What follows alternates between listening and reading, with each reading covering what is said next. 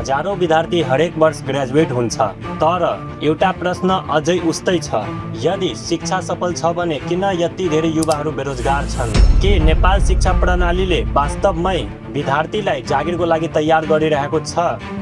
नमस्कार जनतामा, नेपालमा हरेक वर्ष हजारौं विद्यार्थीहरू विद्यालय र कलेजबाट पास हुन्छ।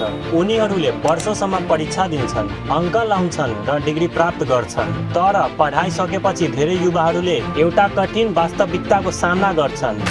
जब कहाँ छ? समस्या केवल जागिरको अभाव मात्र होइन। धेरै रोजगारदाताहरूले भन्छन् विद्यार्थीहरूसँग डिग्री त छ, तर प्र्याक्टिकल स्किलको कमी छ। यहाँ कक्षा कोठामा धेरै थ्योरी सिकाइन्छ, तर वास्तविक कामका लागि आवश्यक स्किल जस्तै कम्युनिकेसन, प्रब्लम सल्भिङ, टेक्नोलोजी र इन्डस्ट्री एक्सपिरियन्समा पर्याप्त ध्यान दिँदैन। विश्व बदलिँदैछ।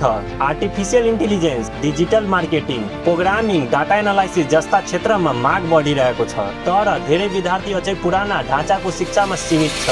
अर्कोतर्फ धेरै युवाहरू राम्रो अवसरको खोजीमा विदेश जाने निर्णय गर्छन्। यसले ब्रेन ड्रेनको समस्या पनि बढिरहेको छ। तर समाधान के हो?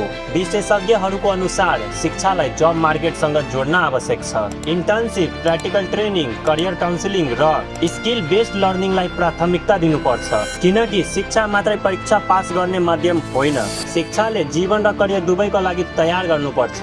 अब प्रश्न तपाईलाई, के नेपालको शिक्षा प्रणालीले विद्यार्थीहरूलाई वास्तविक संसारको लागि तयार गरिरहेको छ कि परिवर्तनको समय आइसकेको छ?